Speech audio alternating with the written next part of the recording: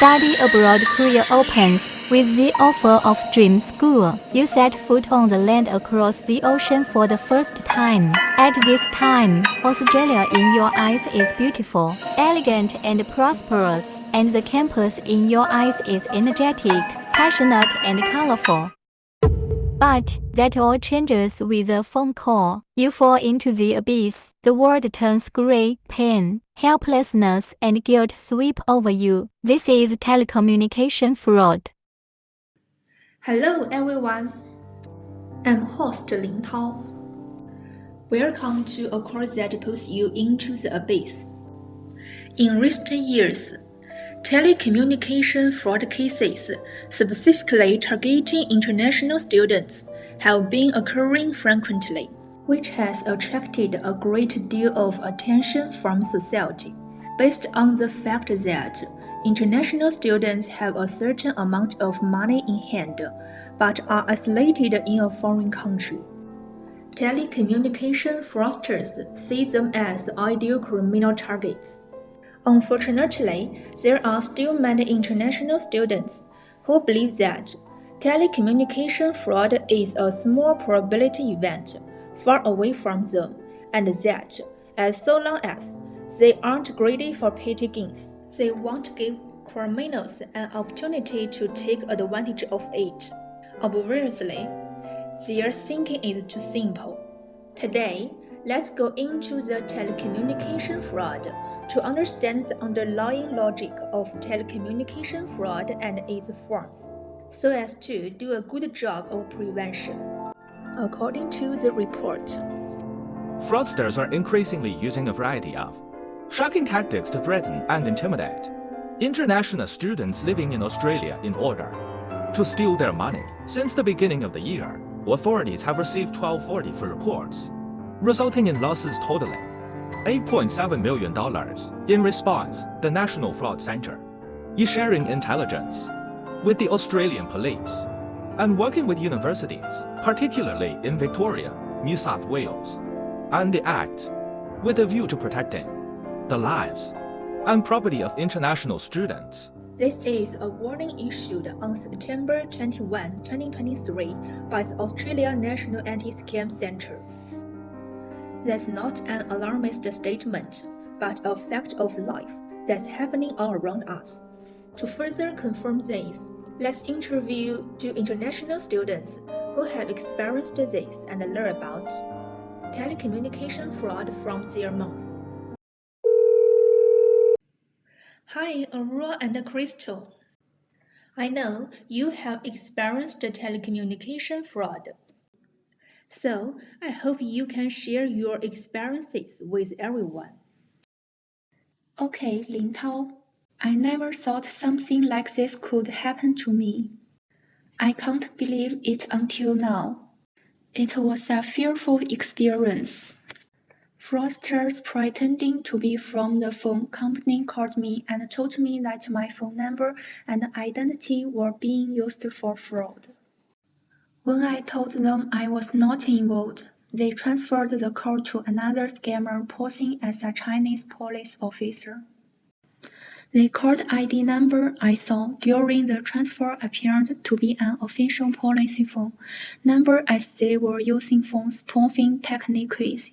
I was then told that I could be extradited back to China or deported, but that if I was willing to pay a sum of money, I would be given the opportunity to stay in Australia for the duration of the investigation.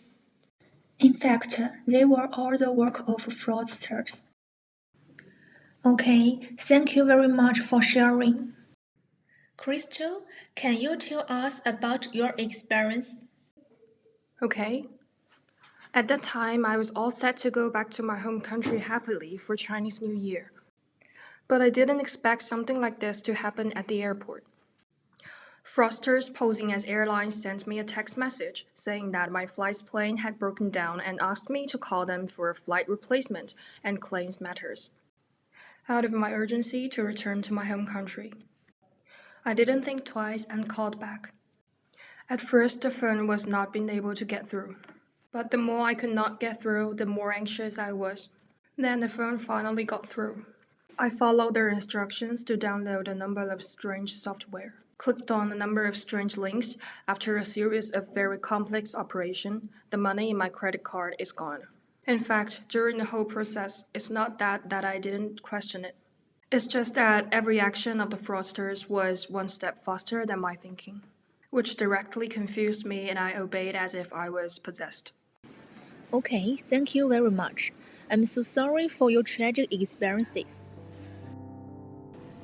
From the experiences of these two students, we can see that telecommunication fraud has penetrated into every respect of our lives, and no one can say that he or she is an exception.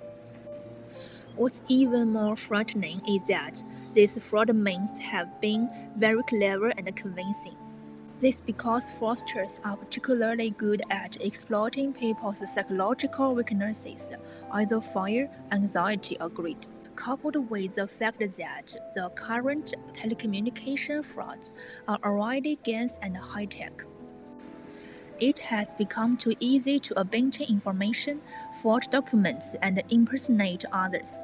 So, apart from the means of telecommunication fraud that two international students have introduced to us, what are some other common means? According to the Australia Competition and Consumer Commission's statistics, there are some other common means of telecommunication fraud, such as the Australia Post Office urging you to pay your bills, network operators saying that your home network has been hacked, embassies saying that there is a problem with your visa, strangers accosting you with messages, and high-paying part-time jobs on the internet.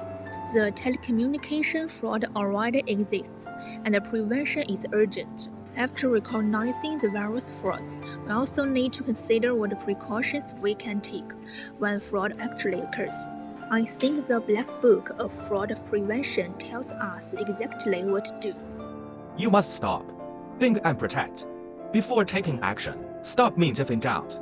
Remain calm and do not make transfers or give out personal information to anyone. Think is to ask yourself if the call could be a scam, and if it is not, hang up immediately. Then communicate and confirm with the organization using contact information you have independently found. Protect is to tell you to contact the police. If you are being harassed or intimidated, contact your bank. If funds are being scammed, get help from a care and report it to ScamWatch. There are two old Chinese things. If you know yourself and know your enemy, you will win, and think twice before you act. The former tells us that only when we fully understand the schemes and the logic of the fraudsters can we take better precautions.